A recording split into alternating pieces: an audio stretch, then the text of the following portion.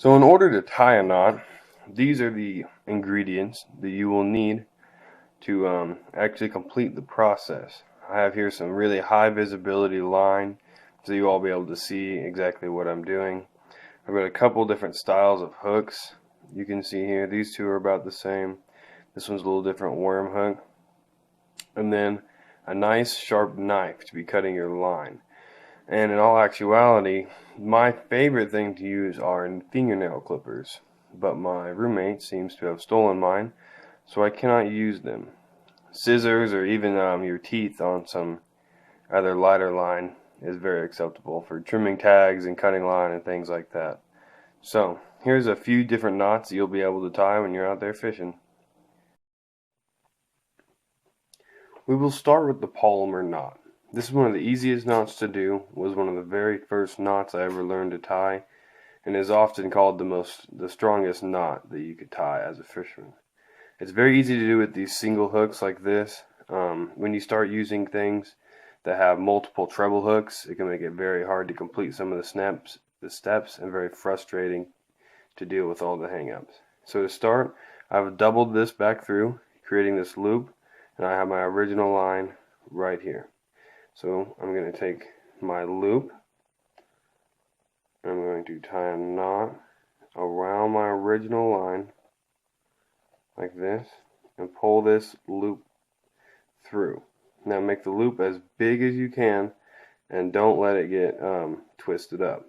Then you take this loop, put your hook through there, and then cinch this knot down.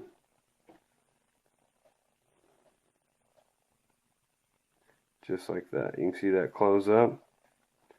You got it tight, pull your tag line, make sure they're tight. Snip this little guy off right here.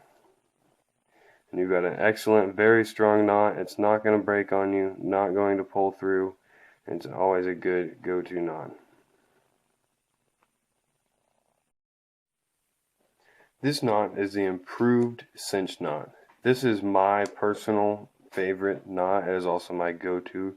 It's easy to do on all lures. You don't have to make that loop to go over the top so you don't get hung up. It's really quick, really fast, and I believe a lot of people use this. To start this, you're going to go through the eyelet just one time. Hold this like this. You're going to give it 5 to 8 twists. A lot of people say you need more, people say you need less. It doesn't really matter.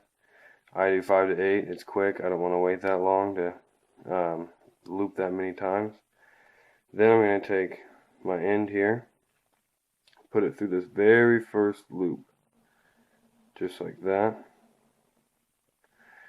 as you can see, and then it creates this secondary loop right here.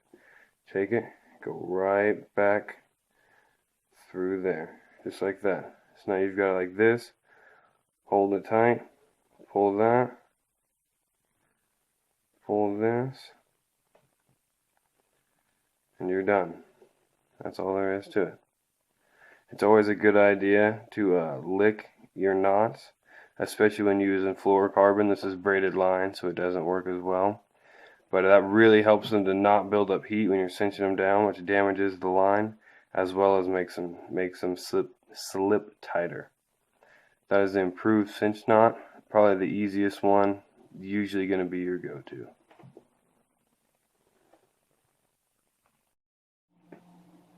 This next knot is a little more difficult, but it's certainly not anything hard to master.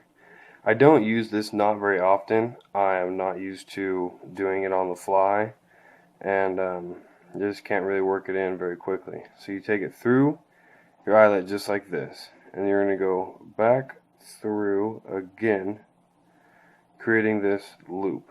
You want to keep this loop open. So then, while holding this loop, so you don't pull it through, you're going to take this tag line and go over this line 4 to 5 times.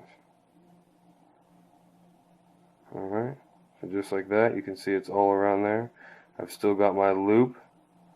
Then I'm just going to take my tag, go through the loop like that,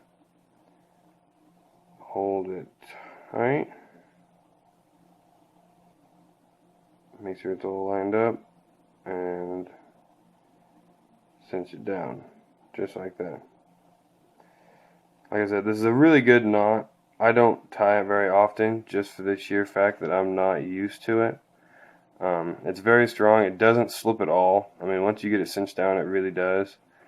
And it's a good knot to use. I just have not been able to use it. I need to use it more, but that's not really what I'm doing right now. So that is the tri-lean knot, or tri-line knot, depending on how you pronounce it.